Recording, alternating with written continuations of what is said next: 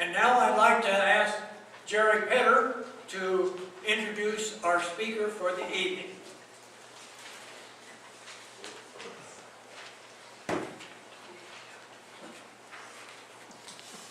Good evening. I'm delighted to make this introduction because I am a great admirer of the Winter Lecture Series and a great admirer of Marvin Almy, and so the opportunity to have a small part in bringing the two of them together is fun for me. Marv is a native Nebraskan, grew up in Waverly, still resides near Waverly. He has 2 degrees from UNL, a bachelor's degree in history, and a law degree from the College of Law. Marv had a 25-year managerial career in the private sector, including 11 years in Memphis, Tennessee as a corporate president in the automobile aftermarket industry. But he saw the light and returned to Lincoln as executive director of the Human Services Federation in 2001-2002, and then served as refugee coordinator for Lincoln Literacy from 2002 through 2006. During that time, Marv maintained extensive contacts with refugees and immigrants from many countries, tutoring individuals, leading small classes, and matching volunteer tutors with refugees. He also worked collaboratively with many other nonprofit agencies, such as particularly the Catholic Social Services and the Lutheran Family Services, and with government departments and educational institutions.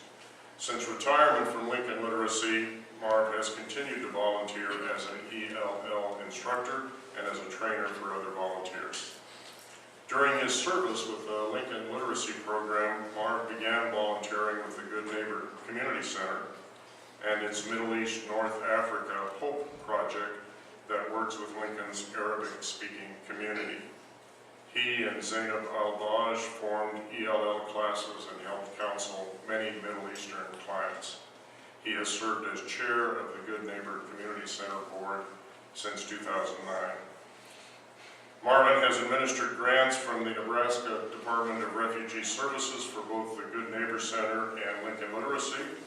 He is familiar with refugee support services from a wide range of institutions throughout Nebraska.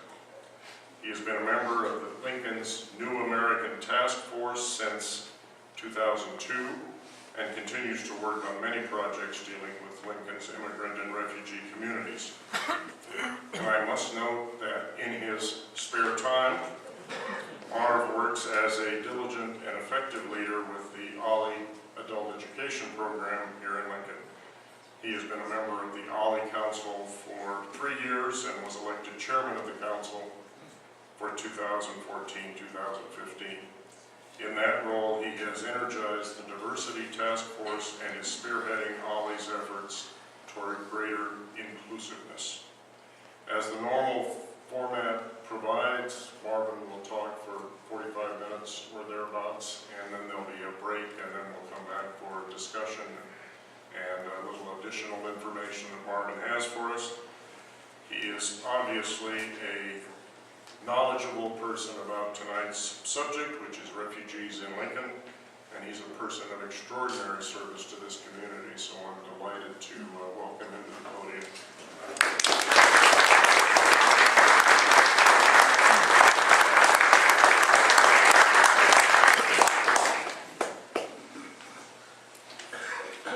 Okay. Well, this is the concluding episode of this winter lecture series, and I'm honored to be the speaker this evening. All of you chose not to go see Bob Seger at the Silver Bullet Band at Pinnacle Bank, and so I'm glad you came to see me tonight, and so I appreciate that. Let's just quick review a little bit what we've accomplished so far with the 6 weeks of this series. It started out with David Iaquinta, who's in the back row here tonight, talking about what are some of the conditions in the world that cause populations to move, people to move from one country to another, how refugees are created, how they're serviced and governed, and those kinds of things. And David Forsyth took that to the United Nations and what's the world structure for dealing with refugees. The UNHCR, the United Nations High Commission on Refugees, which oddly enough was created in 1951, but the United States chose not to become a signatory until 1968 for some reason, which I've never been able to figure out.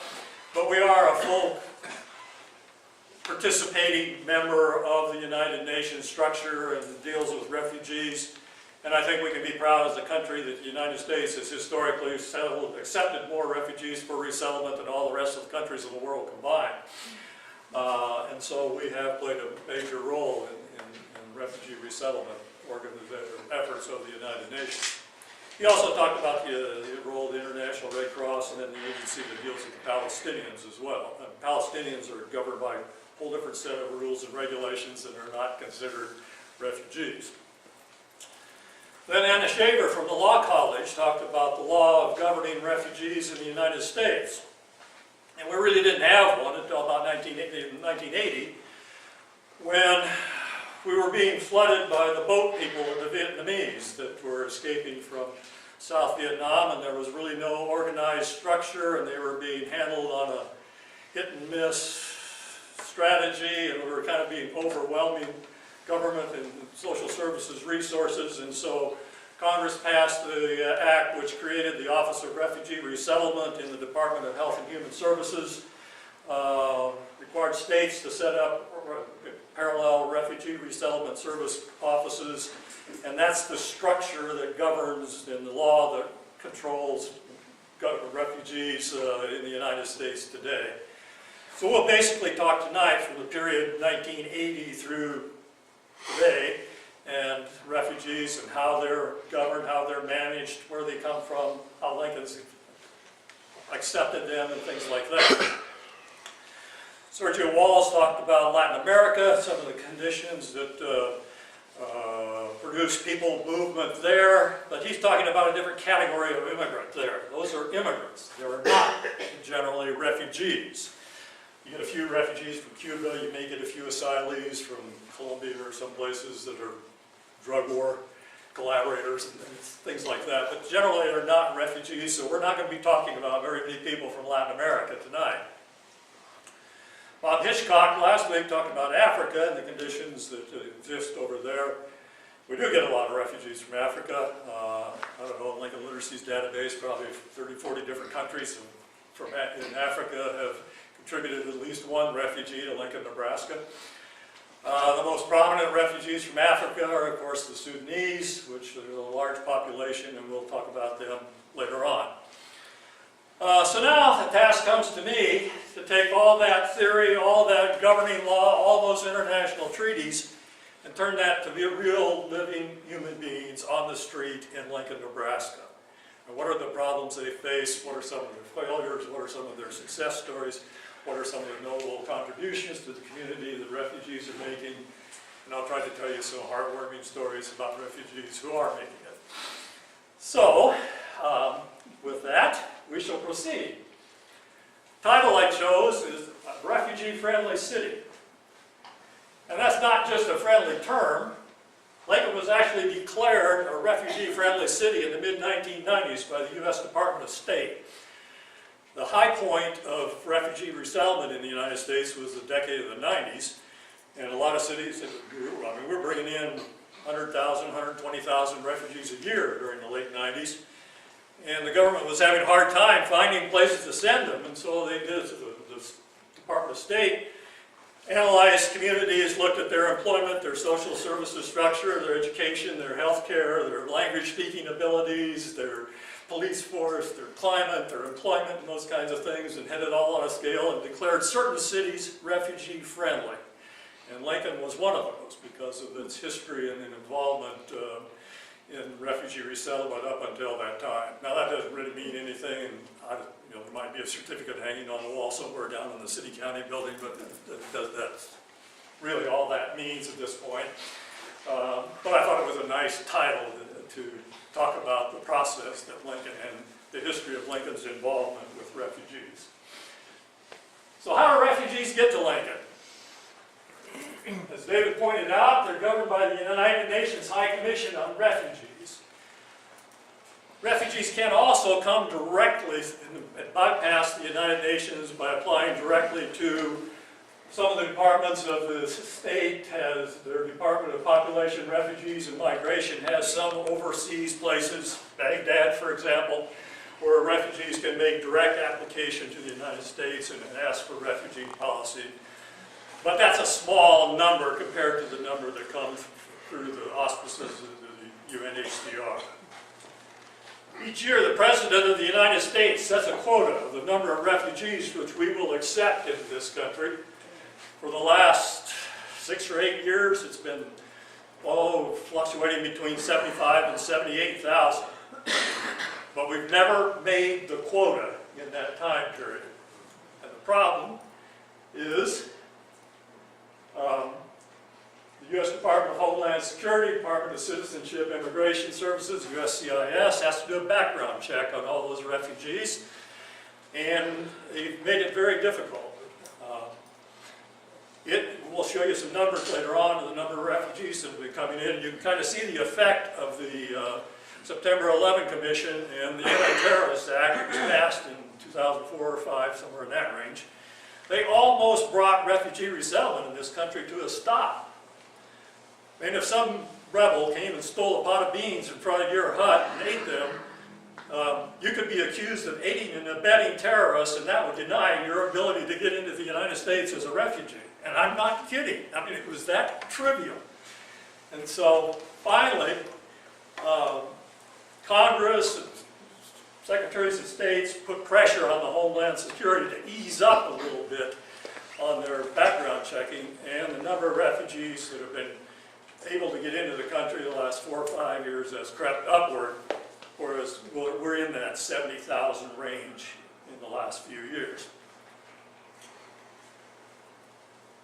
The Department of State has 9 contracts with voluntary agencies, or VOLAGS, and those are the refugee resettlement agencies that handle and assist refugees during their first 6 months in the country. The 3 in orange are the 3 that are active in the state of Nebraska.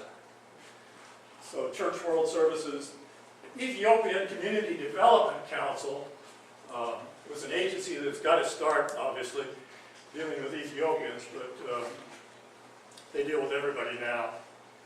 There's an agency in Omaha called the South Sudan Community Association, and they're an affiliate of that Ethiopian group, and they bring refugees into Omaha, not just Sudanese anymore. They're bringing in Korean, Bhutanese, people from all over the world, but they are an authorized refugee resettlement agency. Most of them are church groups, Episcopal Migration Ministries, Hebrew Immigrant Aid Society, the International Rescue Committee, USCRI, the U.S. Committee for Refugees and Immigrants. And then the 2 that are active here in Lincoln, Lutheran Immigration and Refugee Services, or Lutheran Family Services. I think their headquarters are now in the old Community Health Building down on South 17th Street. And then United States Conference of Catholic Bishops, or Catholic Social Services, with their offices in the, used to be the Old Country Buffet on East O Street. So they're the 2 authorized refugee resettlement agencies that bring refugees into the state of Nebraska.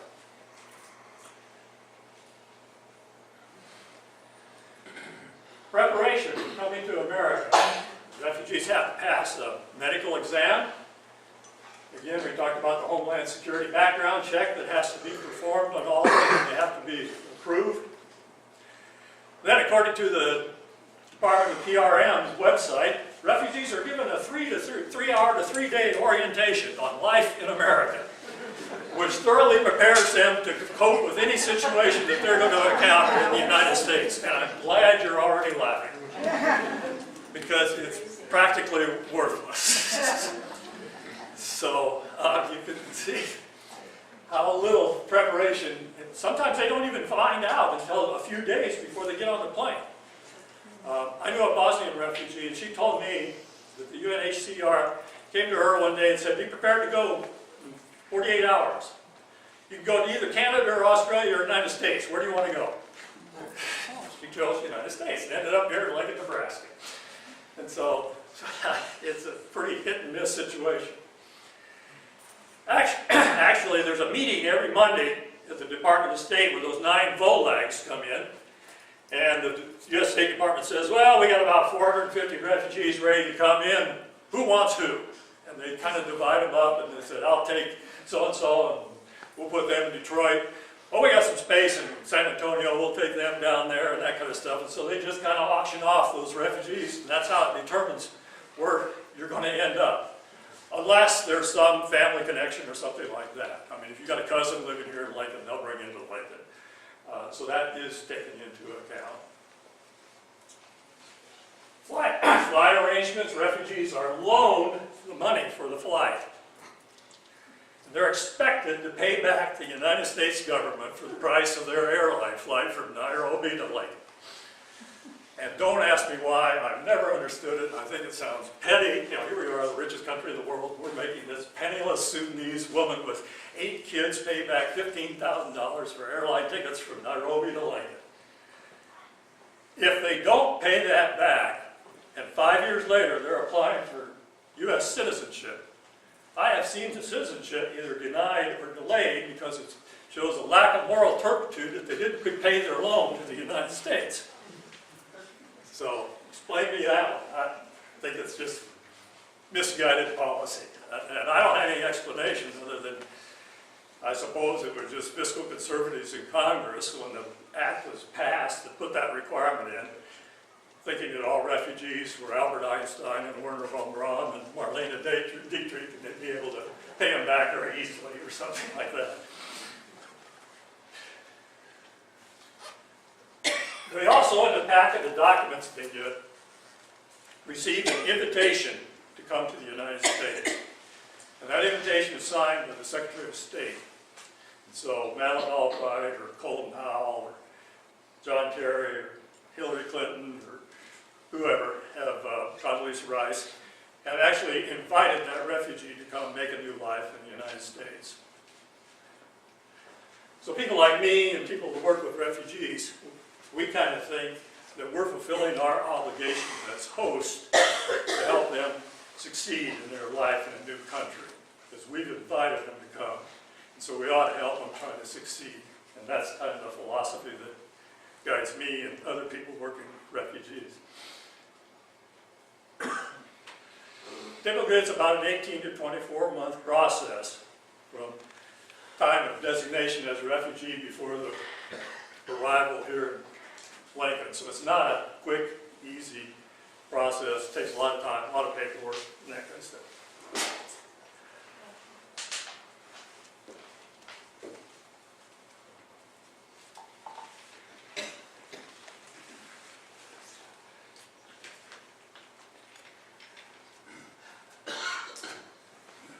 So whether they arrive in Lincoln or Omaha, they're met by one of the 3 refugee resettlement agencies.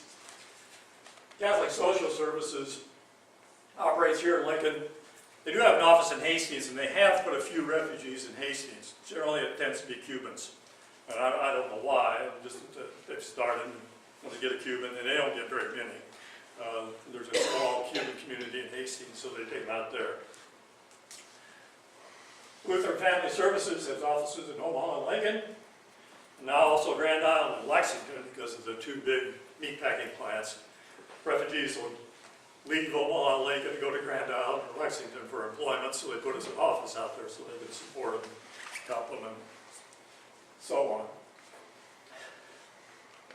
on. South Sudan Community Association in Omaha, and so that's where they operate. Lutheran Family Services, their Iowa branch, also has a branch in Sioux City, so they will assist refugees in South Sioux City, and so we do get a few there working in the meat plants in South Sioux City as well.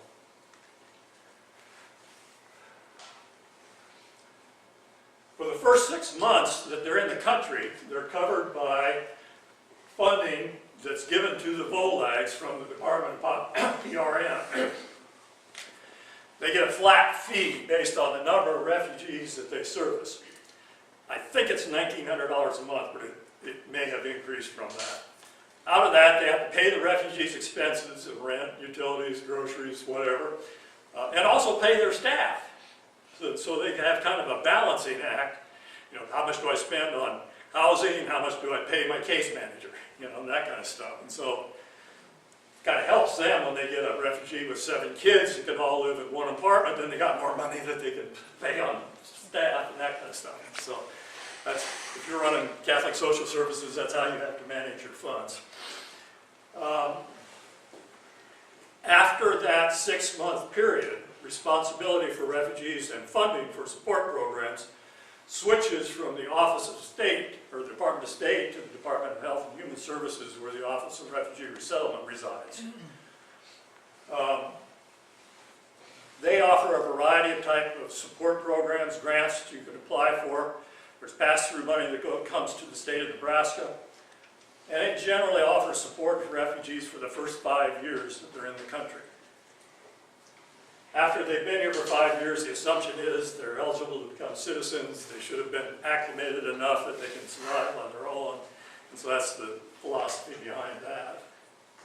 And most of the goal of that ORR funding is self-sufficiency or sustainability, and try to get them off of food stamps, off of whatever, so that they can support themselves in this country.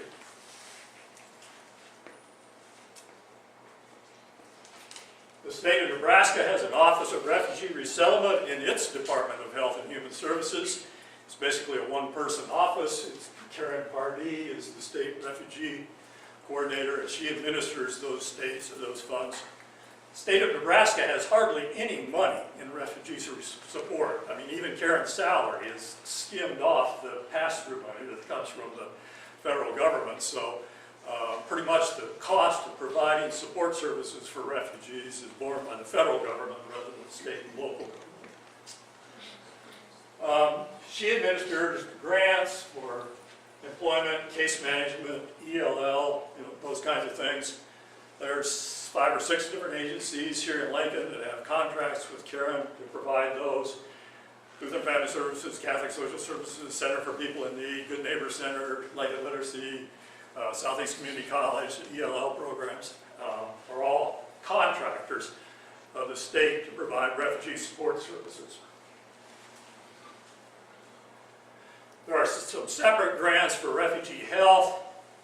The Douglas and Lancaster County Health Departments have contracts to provide health service and initial screening for refugees when they arrive and those kinds of things.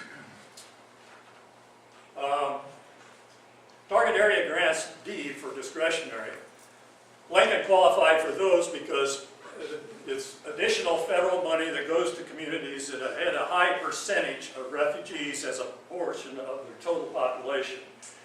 And Lincoln at one time was 14th in the country of number of refugees as a percent. We were almost 1.5% of the population refugee. And so we qualified for additional money for the additional social service support, education costs, and those kinds of things. And we still do get those funds now. A couple of agencies we should acknowledge. Jerry mentioned the New Americans Task Force. It meets on the 3rd Friday of every month at noon. It's about 40 different nonprofits, government departments, libraries, schools, churches, and they get together and discuss common programs and problems that the refugees are facing. It got its start in the late 80s, early 90s, when a lot of Eastern European and Kurdish families were arriving with 8, 10, 12 children, and they couldn't find a place to house them because that dense of a population violated every housing code that Lincoln has. And so they had to invent a way to find legal places to house these people. Well, that was the impetus for starting the New American Task Force, and it stayed in existence for 25 years.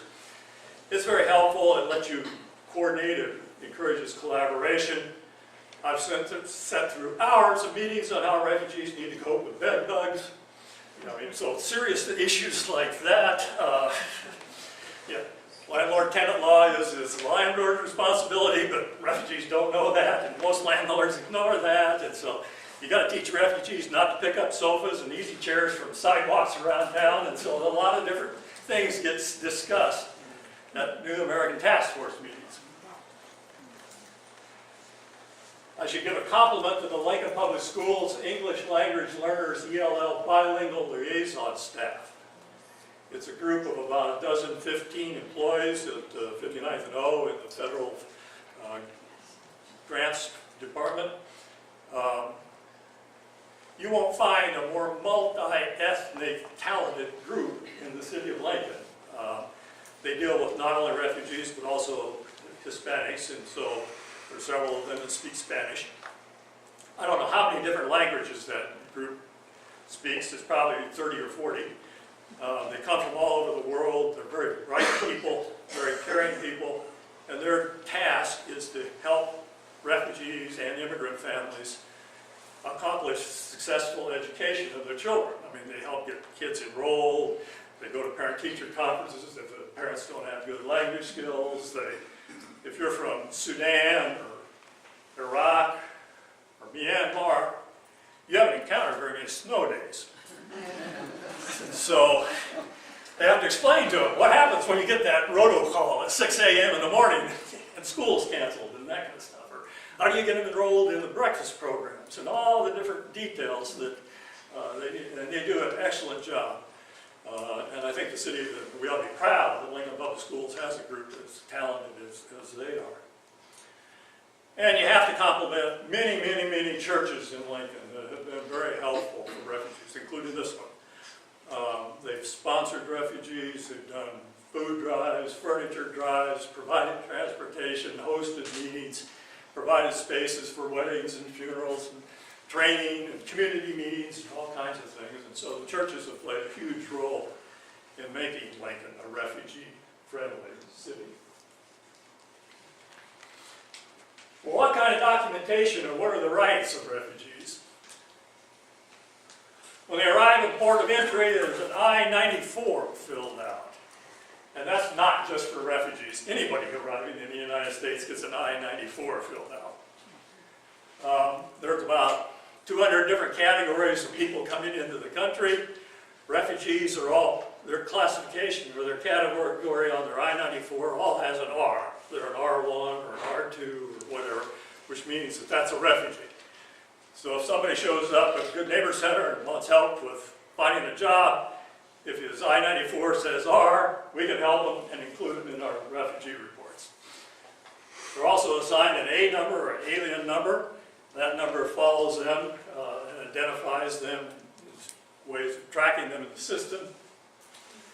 When I started work for Lincoln Literacy, I was doing an intake on people, or I had to compile some reports for grants.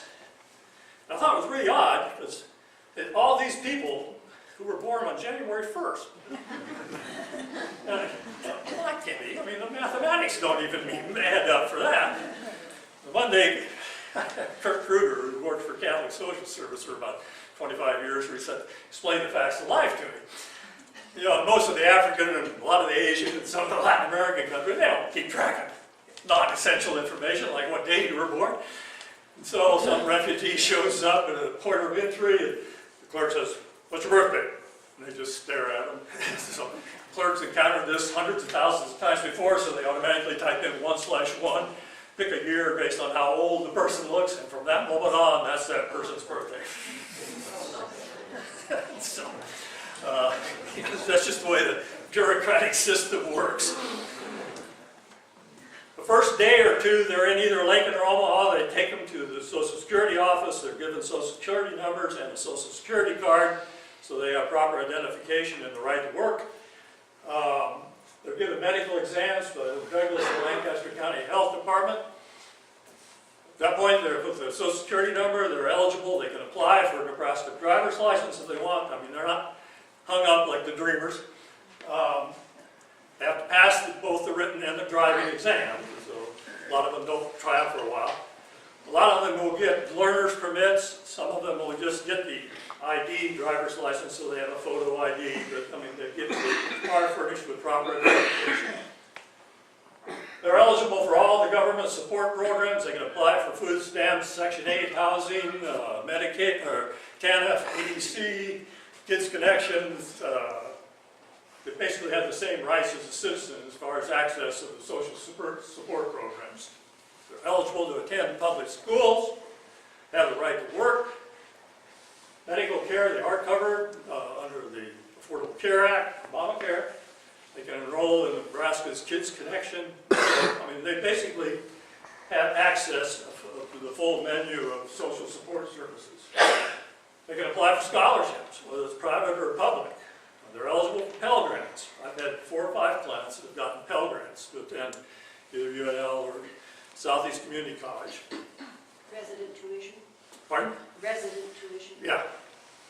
What was the question? They qualify for resident tuition, so it saves them some money. After 12 months, they turn in their I-94 and they're issued a permanent resident card, or what people refer to as a green card, although they haven't been green for about 15 years. After 5 years, then they're eligible to apply for citizenship. But unfortunately, the application fee, again, $400, yes, and $585 to apply for citizenship, plus $85 to pay for your fingerprint. So it can be a financial burden for a lot of refugees to come up with the money to file for citizenship.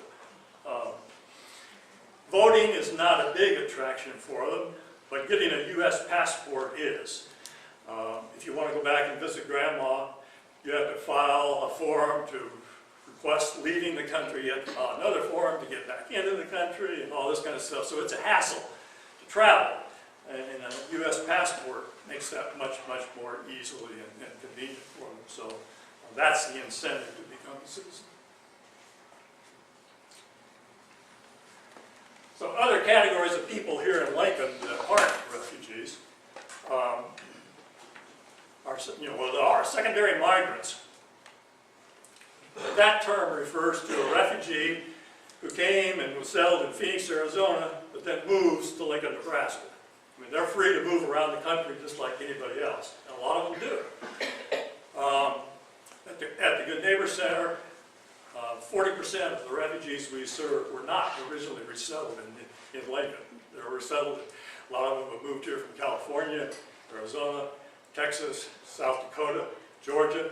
I mean, that kind of stuff. So, I mean, they've come for, maybe they have relatives here, or they perceive the education better here, or the support services, or whatever. But Lincoln, historically, has attracted more incoming secondary refugees than we have lost them to other locations. And so when we show you the resettlement numbers, there are more refugees here than in the original resettlement because of the secondary migrants. Special immigration visa holders. In 2007, Congress passed an act to admit an annual quota of Iraqis or Afghanis who had cooperated and helped the U.S. military or military contractors, and they come in under that category. They have the same right as refugees. They're not included in refugee numbers that I'll show you here in a second, but they are treated as if they are refugees. This was controversial. Homeland Security really jammed it up, and so they were supposed to admit 10,000 a year, and only about 1,500, 2,000 were coming in. And it was because they couldn't clear the background checks. Finally, some Congress people, and I guess it would have been Kerry at this point, really put the hammer on Homeland Security, and so they've relaxed some of that, and they're starting to get some more respectable numbers. The tragedy of that is there were hundreds of Iraqis who were on the waiting list for those special immigration visits that got killed by militia because the United States wouldn't clear their background checks. And that, I mean, that's a bad stain on us for letting that happen. Asylees are the same thing as refugees. The same requirement that they have to be a legitimate fear and that kind of stuff. The only difference is they're already here in the United States or in a U.S. embassy someplace or something under the control of the United States government. We don't get a lot of asylees. We currently are dealing with 3 or 4 families of 3 of them are Syrian, 1 of them from Libya. They were over here on student visas, and the programs have dried up. Those governments are no longer sending them any money. You can go on Google Earth and find out their houses are gone, and so they're in the process of applying for asylum, and they'll be treated as if, once you're granted asylum, or that your case is accepted, then you have the same access to all the other refugee support programs. There's also a diversity immigration visa program administered by the Department of State. For each year they do a lottery, and about 60 countries get a number of people that can become immigrants to the United States, and they'll admit 50,000 people, not as refugees, but as immigrants. And so, in most countries, there's a waiting list of 15, 18, 20 years to become an immigrant. If you're a lottery winner, you go to the head of the line. And so, we have some lottery winners come into Lincoln. They don't qualify for the refugee programs. They have to have a sponsor to come into the country, and so the sponsor is supposed to provide them with all that kind of support and that kind of stuff. I met a guy by the name of Gabriel Quang one time. He was the evening news broadcaster on a television channel in Kinshasa, the capital of the Democratic Republic of Congo. And he wanted to come to the United States. It was going to take him 18 years for the quota from Congo, so he applied to the immigration lottery and won. And so he and his wife and 2 kids, the only person they knew in the United States was a cousin who was teaching French in the Romance Language Department here at the University of Nebraska in Lincoln. So he said, "Where are you going to go?" "I'll come to Lincoln, Nebraska." And so he did. Nicest guy you'll ever want to meet. His main language is Swahili. He spoke 3 other African tribal languages. He had a master's degree in French from the University of Barcelona in Spain. So that's why you don't use ESL anymore. It's not English as a second language. You use English language learners, because for Gabriel it was going to be English as a 7th language. And so, whatever. I matched him with a guy who was a retired faculty member from Seward Concordia. And they used to meet every Saturday afternoon for about 5 years up at the Isley Library. And they just hit it off great. And it became they weren't teaching him English anymore, they were just friends. And I believe now he's teaching French at Nebraska Wesleyan. You know, you sure, David, have you heard of him? I'm not sure about that. So, but the website still lists him as a current professor of teaching French at Nebraska Wesleyan. So, not a refugee story, but an interesting human interest story. All right, let's take a little bit of a look at the data. This is analysis of a couple, John and Sharon Gaber, got a grant from the Woods Charitable Fund in 2003 to do an analysis of refugee resettlement in the Great Plains. It was published in the October 1, 2004 issue of the Great Plains Research Journal. And there it is. Now, I know it's hard to read. But it gives the refugee resettlement numbers for the 10 states, North and South Dakota, Nebraska, Iowa, or Nebraska, Kansas, Oklahoma, Texas, New Mexico, Colorado, Wyoming, and Montana. Texas is down here on the bottom line. They had 88,000 in that 18-year period. Next most was the top line, Colorado at 17,000. Kansas at 9,600, and Nebraska was 4th with 8,714 refugees resettled in the state of Nebraska in that 18-year period. It started out with the first year is 1983, which is really October 1, 1982 through September 30th, 1983, because it's the government fiscal year. There were 244.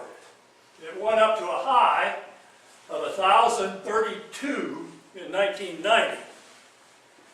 The breakup of USSR, war in Yugoslavia, first Gulf War, all producing refugees. And so that's the high point of refugees coming in, in that 2 decades. From about 1990 on to 2000, it's been all 400 to 700 a year, depending on circumstances and that kind of stuff. Where'd they come from? Of that 8,700, 38% were from Vietnam. Another 12% were Vietnam Amerasians, which is a separate category for the ORR. That's liaisons between an American military personnel and a Vietnamese. And they're shunned in Vietnamese society, so they can be granted refugee status to come to the United States. So basically half the people that came to the state of Nebraska in that 18-year period were from Vietnam. Former USSR, 13%, Iraq, 10%, Yugoslavia, 10%, and then 17% from a variety of countries. And so basically for that time period, it was mostly Vietnamese that were coming into Lincoln as refugees. Now there's the data from 2000 to 2014. So the year 2000 is actually duplicated. There we resettled 8,942 refugees in that 15-year period. The two green lines up at the top are Bhutanese and Burma, or the Karen. They're coming in. We had none of them until about 2005 when they started. And then the Karen have been the largest group that have come in for the last 7 years. And it's 3,418 from Korean. Now this is both Lincoln, this is the state of Nebraska data, this is not Lincoln. So those are split about equally between Omaha and Lincoln. A lot of Bhutanese in the last 3 or 4 years, a little over 1,000. The middle green line is Iraq. We were getting a few until finally in 2005, there was nobody that came from Iraq, and then it started up again. And last year we had 190 Iraqis. They're all here in Lincoln. They don't go to Omaha. The Iraqi community is large enough that you try to keep the Iraqis here in Lincoln. The next green line is Sudanese, and we're getting a smattering of them for that whole period. 1,202 Sudanese. It was dying down. There were only 6 in 2011, and now it's starting to pick up again because of all the trouble in South Sudan and what's going on down there. The two yellow lines next are the Ukraine and USSR. The Office of Refugee Resettlement, since they started keeping data on the USSR, they didn't want to stop. So they didn't break out the other countries until 2012 or 13, when they started to keep a separate category for Ukraine and Belarus and all the Stan countries and that kind of stuff. So combined, we've had about a little over 300 refugees from Eastern Europe in that time frame. Vietnamese, you notice for the last 3 years, we have not had anybody from Vietnam. So that's stopped. I mean, that era is over. Yugoslavia, we haven't had anybody there for about 8 years. And so that pretty much, as conditions settle down in the Balkans, no more need for refugees. In 2005 and 6, the numbers were only 225 and 298. That was really low. Lutheran Family Service got put on probation by the Department of Population and Refugees and Migrations in Omaha for putting some refugees in some substandard housing in North Omaha. So they went for a 2-year period when they couldn't resettle anybody in Omaha. So that really affected the state data. And now it's picked up. And you see last year, we had 1,074, which is the most refugees the state of Nebraska has ever had in that 30-year, 40-year period. And so there doesn't seem to be an end to the refugee problem. They're still coming. A couple of additional sources for information. You see if you can call up that Nebraska Mosaic site. There's a website, College of Journalism and Mass Communication at the University of Nebraska. It's been in existence for about 6 or 8 years.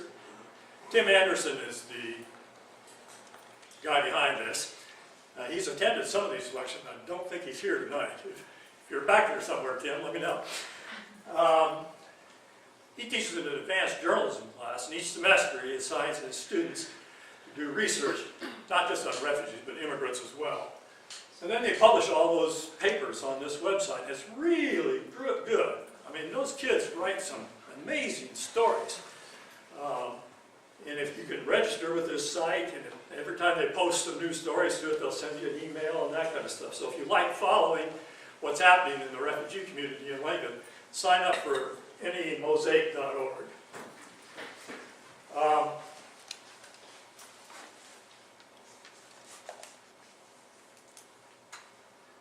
The other acknowledgement, and probably several of you have read Mary Piper's book, which she published in 2003. In the middle of everywhere in the world's refugees come to our town. And so I would highly recommend it if you haven't read that. It tells the story of many refugees, the problems they had, the psychological problems they had, and so on. Well, let's take a quick look at some of the major populations that have come. Vietnamese, primarily in the 70s through the 90s. Both the Vietnamese and the Amerasians, both people we talked about. A lot of Vietnamese in Lincoln went through the re-education camps where the South Vietnamese officials and military were sent off to these pleasant places called re-education camps. Some of them either survived or escaped and ended up coming to Lincoln, Nebraska. I don't know, I'd take an educated guess and say there's about 10,000 Vietnamese here living in Lincoln at this point. The Asian Community and Cultural Center on the corner of 27th and O deals with the Vietnamese, but not just the Vietnamese. They deal with all the Asian populations. They're now working very heavily with the Korean population and so on. There's their website. Check them out.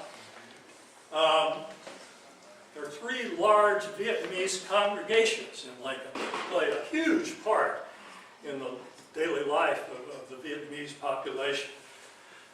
The Immaculate Heart of Mary, the Catholic Church, 6345 Madison, across the street east from Lincoln Northeast High School. It was an old Lutheran church where the congregation moved out and the diocese bought it and relocated their Vietnamese congregation to that location. Mary Christensen, who runs an all-day church tour every summer, took us there a couple summers ago. They gave us a delightful tour, told us they had over 2,000 members, and served us a wonderful buffet lunch at the end of the class. You want to go see that place if you've never been there. They brought over this huge white jade Madonna that resides in their parking lot in this lovely pagoda-type building that they built, which is an amazing sight. If you haven't seen it, it's one of Lincoln's fine tourist attractions. The Vietnamese Alliance Church, which is the Protestant Vietnamese congregation at 1440 West A Street. It's another abandoned Protestant church that the Vietnamese acquired. They added a community room to the west of it. I don't know the size of their popular congregation. I would guess 700-800. I got invited to go to a Thanksgiving service there one time, and so I went. I think I was probably the only Occidental there, but they have a wonderful choir, and they sang all the same traditional songs that would sing in the American church. The music was the same, I could recognize it, but all the words were in Vietnamese, and so it was kind of an interesting experience. And then the Linh Quang Buddhist Temple at 3175 West Pleasant Hill Road, which is 2 miles south of the east gate of Pioneers Park and a little bit west. If you've never seen that, it's worth a trip out there. If you get close, you'll see it, because it's up on top of a hill, and you think you're driving into Rangoon or Bangkok or someplace, and you see this huge building with all this Buddhist gods up on the roof and statues and that kind of stuff. They've got a monastery there. There are 6 or 8 monks who live on site. They've got their gardens and that kind of stuff. And so there's, I don't know what the size of that group, but I would guess a couple thousand live too. Wouldn't you, Mary? Yeah, are those Vietnamese? About 90% of them are. So. Pardon? One of the interesting things about Immaculate Heart was not only the church, but that they had special classes to teach the language and culture so that it wouldn't be forgotten.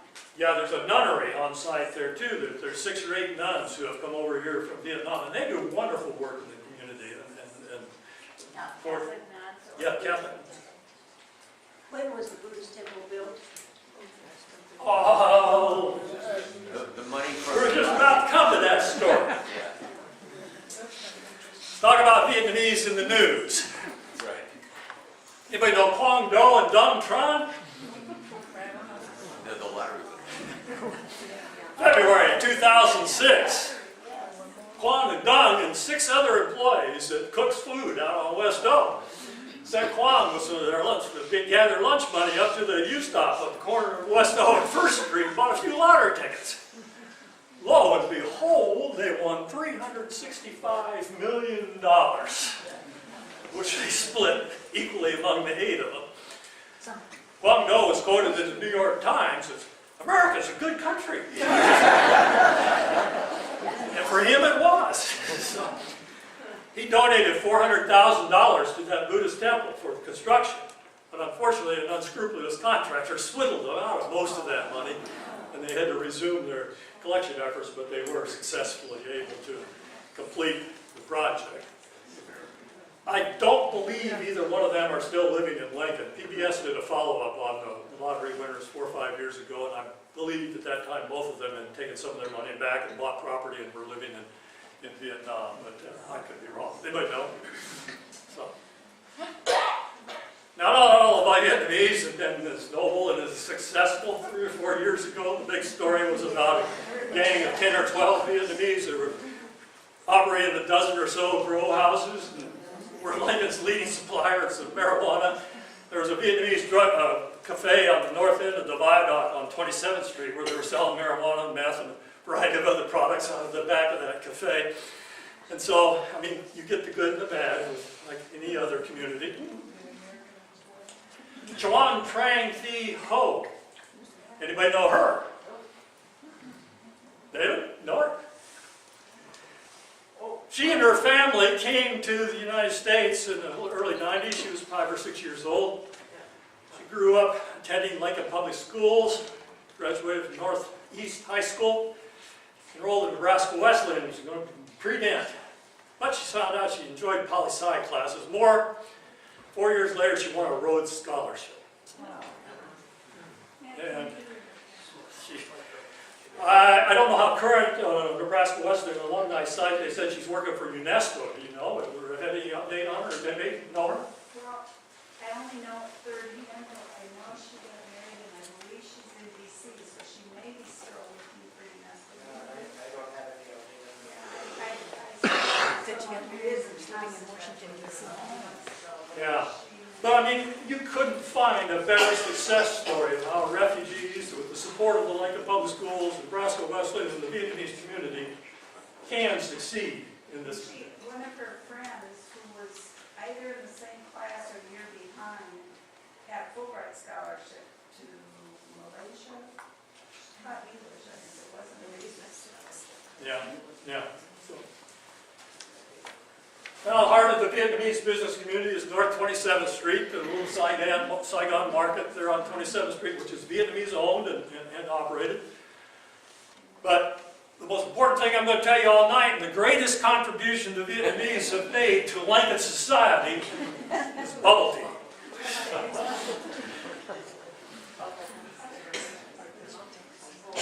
The Bandwich Cafe on the corner of 26th and W. And we're entering into bubble tea season now. It's coming up. There isn't a better thing on a hot, warm day than to go get some bubble tea. Here's a dozen or so different fruit flavors that you can pick from. It's kind of like a fruit slushy. And then they insert about 25 or 30 balls, huge balls of tapioca, which absorb the fruit flavor and that kind of stuff. You get this big tube that's about a ½ inch in diameter as a straw that you suck in these balls of tapioca, and it's kind of like a fruit-flavored gumdrop at that point. But it's wonderful. I mean, you can't find a better thirst quencher on a hot, warm day than the bubble tea from the Bandwich Cafe. So if you've never been there, I strongly urge that you partake.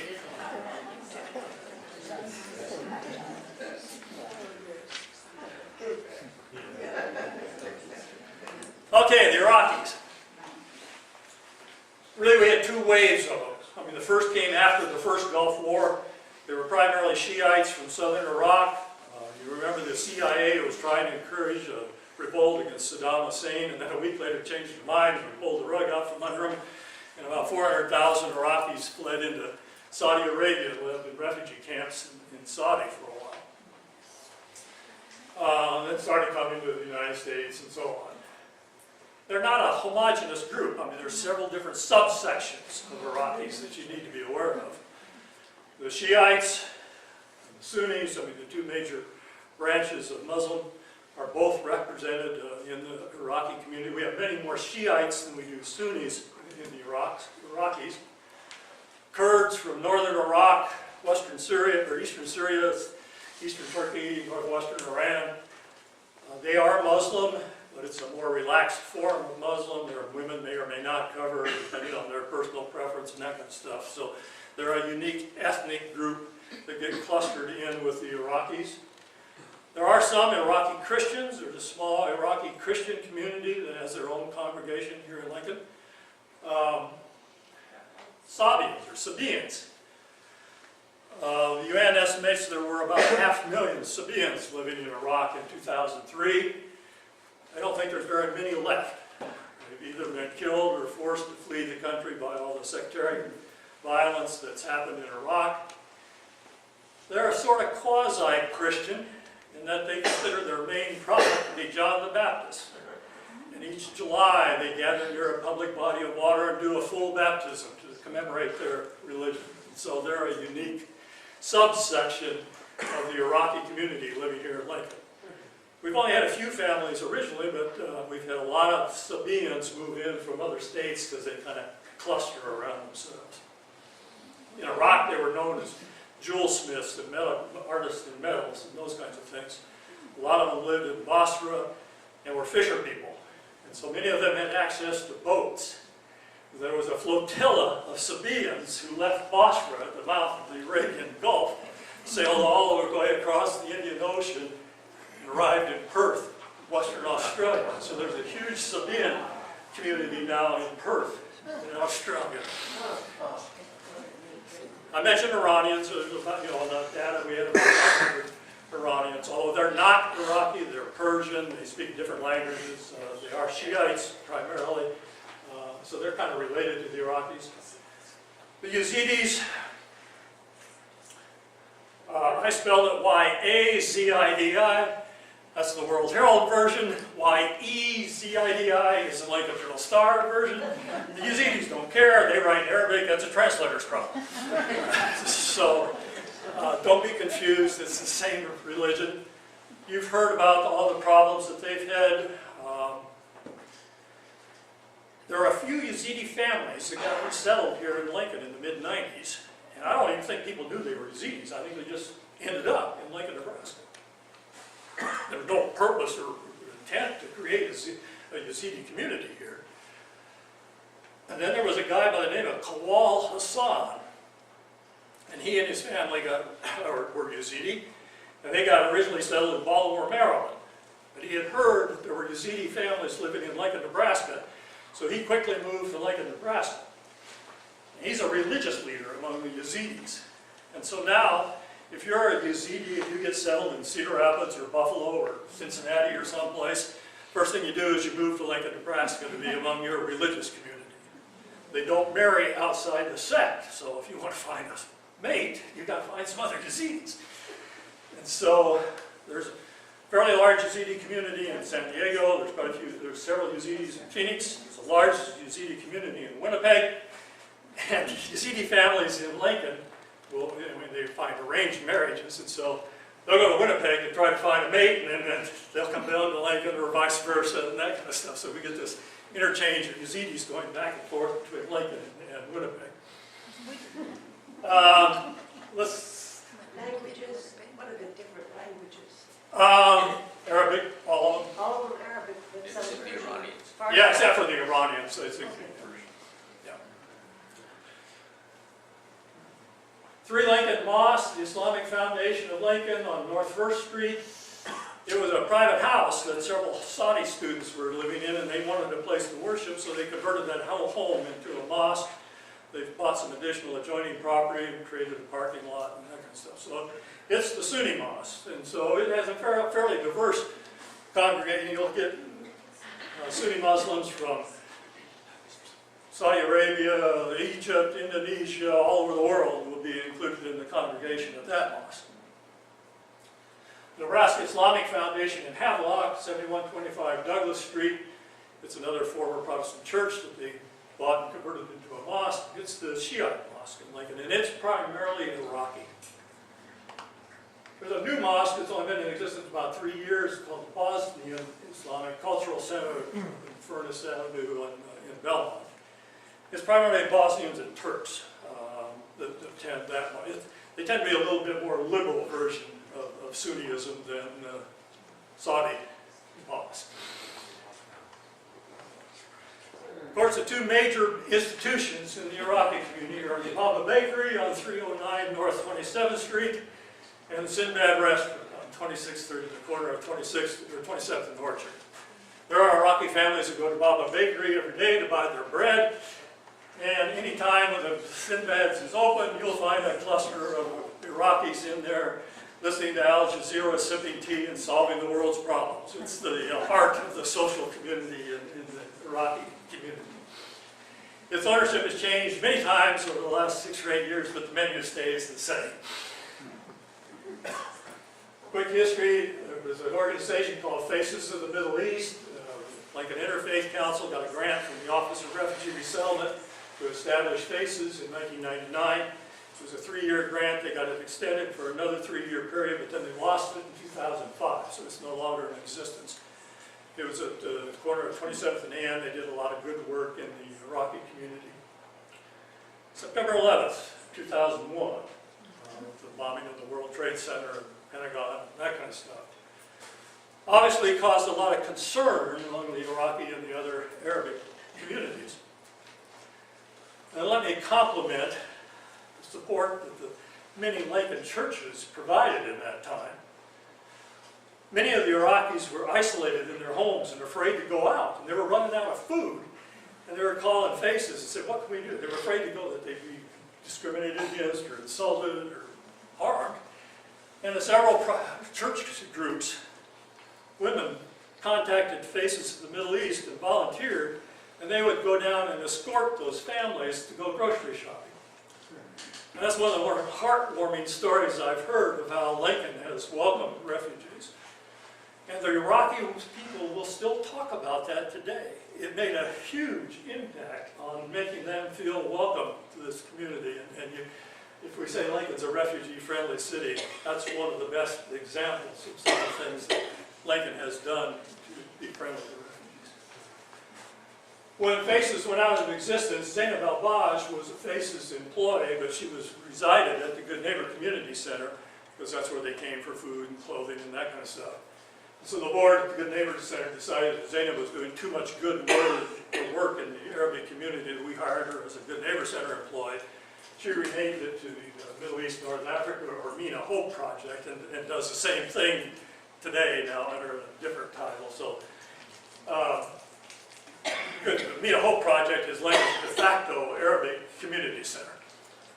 And then Zainab's the refugees celebrity in Lincoln, Nebraska, because the October 10, 2010 issue of Parade magazine wrote a story about the Iraqi community in Lincoln, Nebraska. And Zainab and her husband and her 4 children were featured on the cover of the Parade magazine. They live on an acreage on North 14th Street, so they were posed by the City of Lincoln city limits sign on North 14th Street with Zainab and her 4 children. So these are celebrities. Eastern Europeans. Probably got about 10 more minutes, is that okay?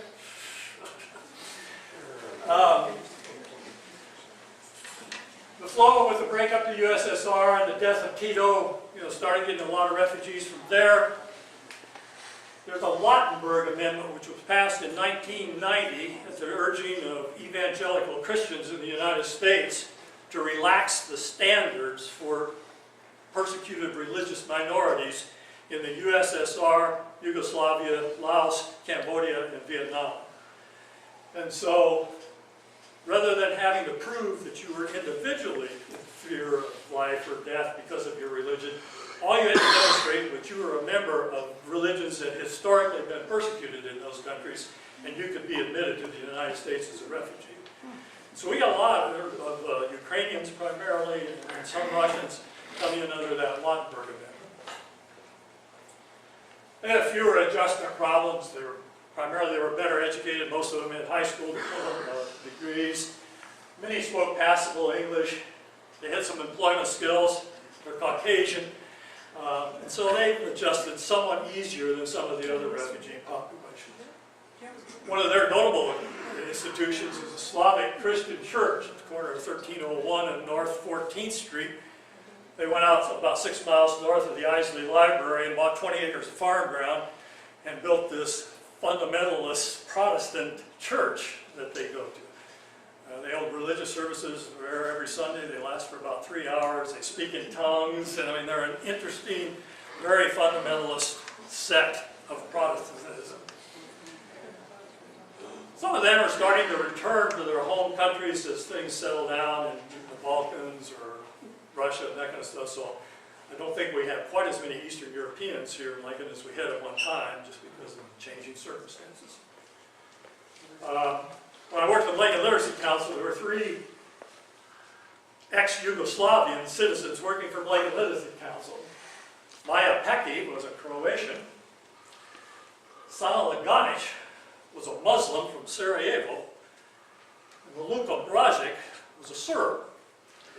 They were all married, they had small children, they got along, they spoke wonderful English. Communication was no problem. They shared one office with 3 desks in it. And 95% of the time, or 90% of the time, they would speak in English, no problem.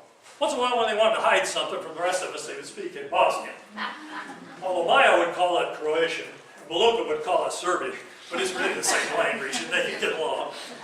But once in a while, something would happen back in the home country, or something would happen here, and things would get pretty frosty in that room. Because truth be told, if they were back in Yugoslavia, their families might have been shooting at each other. So, which leads me to a comment.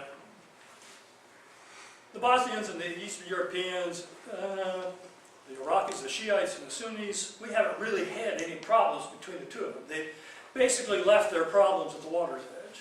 And so we've been able to live together and help each other. And I think that's generally to be commended. I have been in a few meetings where the friction between the Dinka and the Nuer and some of the Sudanese tribes can get pretty heated.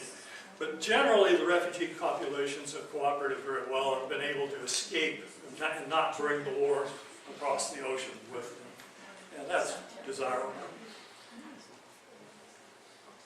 Sudanese to Lincoln, Somalis to Omaha. We have very few Somalis in Lincoln. Almost all the Somalis that have come to Nebraska have gone to Omaha. Now the Sudanese are split about 50-50. Sudan, as you know, the British and Egypt left in '56, and basically the country fell into civil war and has been in it ever since. It's divided by religion, Muslims in the north, Christians and animists in the south.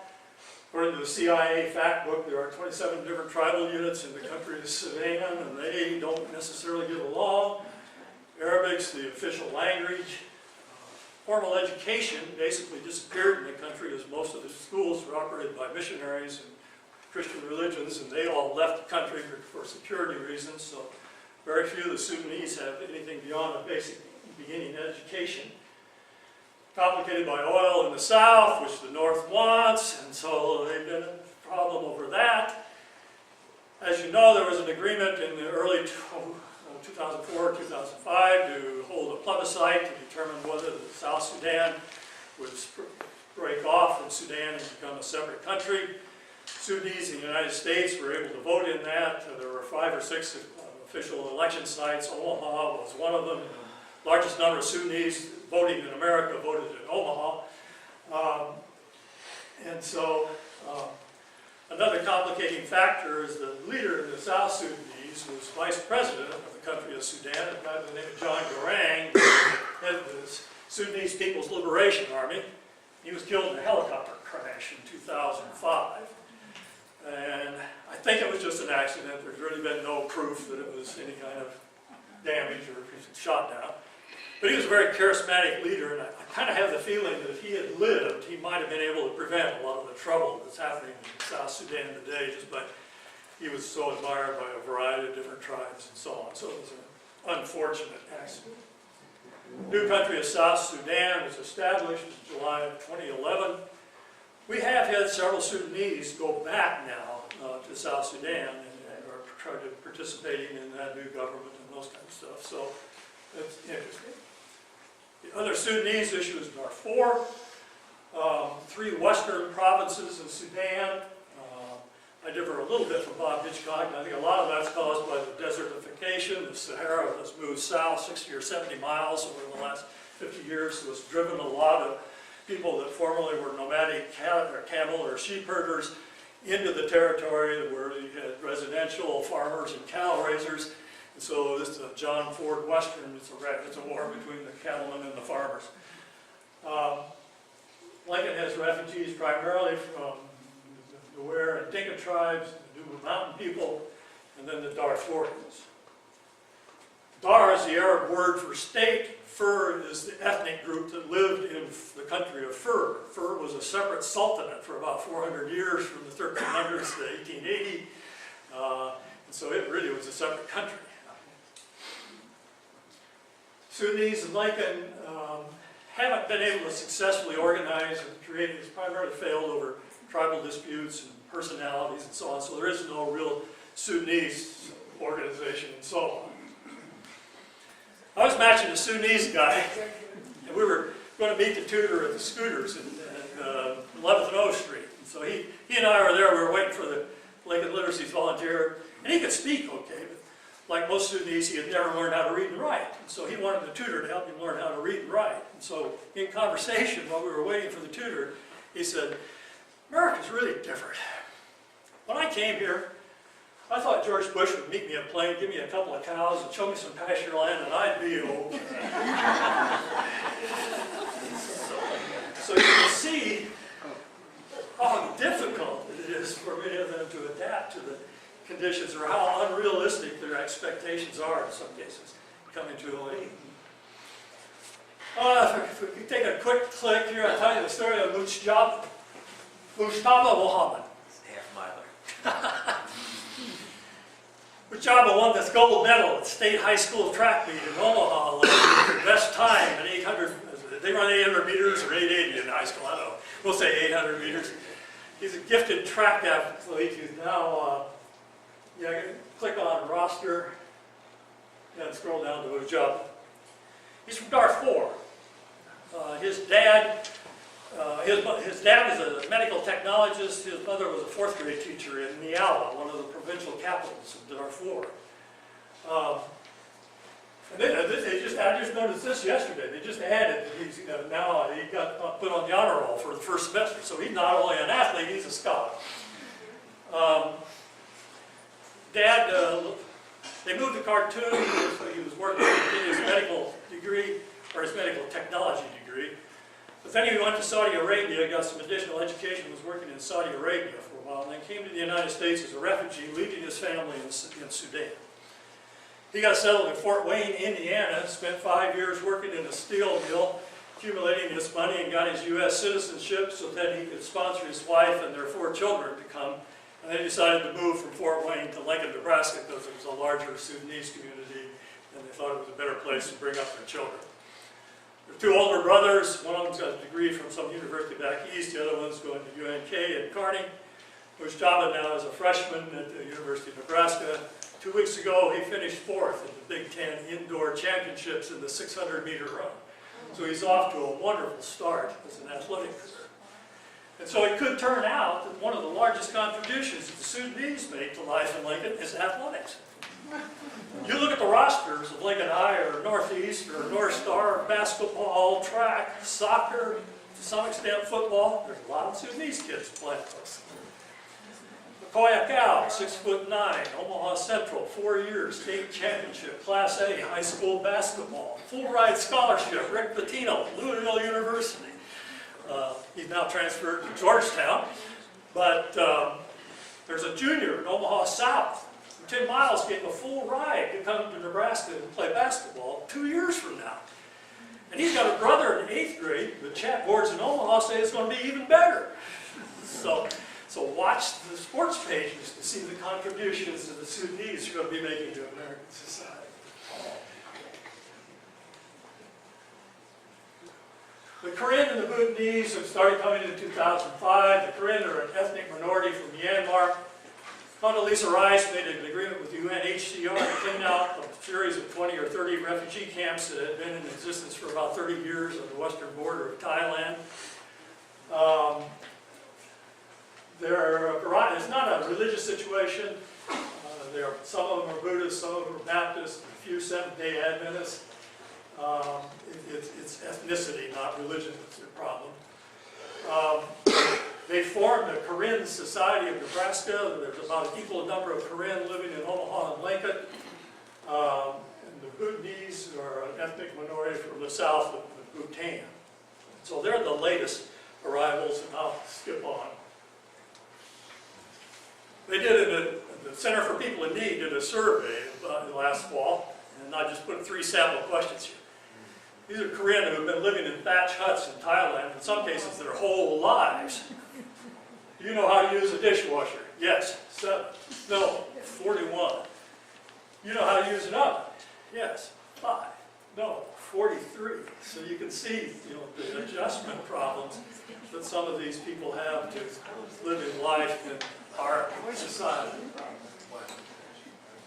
These are oral questions. Yeah, oral questions.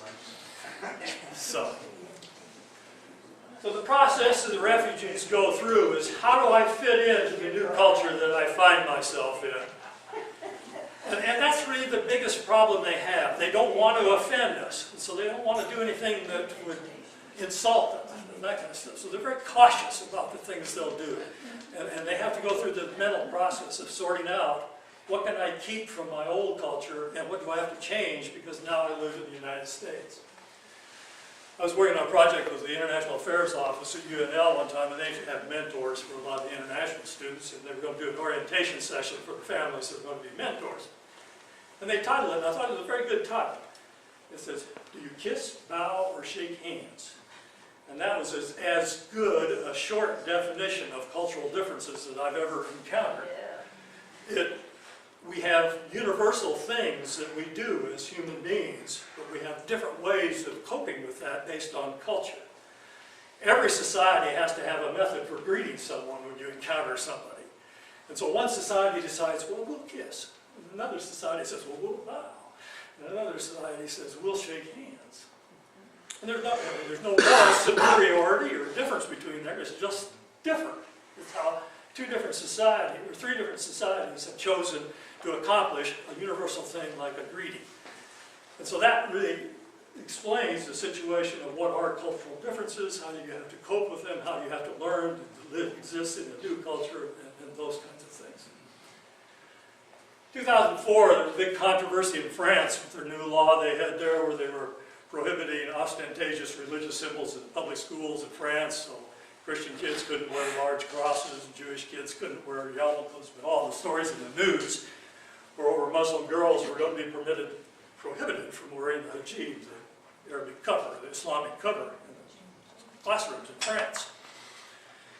And a reporter for the Lincoln Journal decided to explore the local aspects of that story. So we went to lunch at Lincoln High School and found 3 Iraqi girls having lunch down there. One of them was covered, and he asked her, and she said, well, yes, I'm Muslim, I'm from Iraq, I want to honor my culture, I want to retain my tradition, live by my family's history.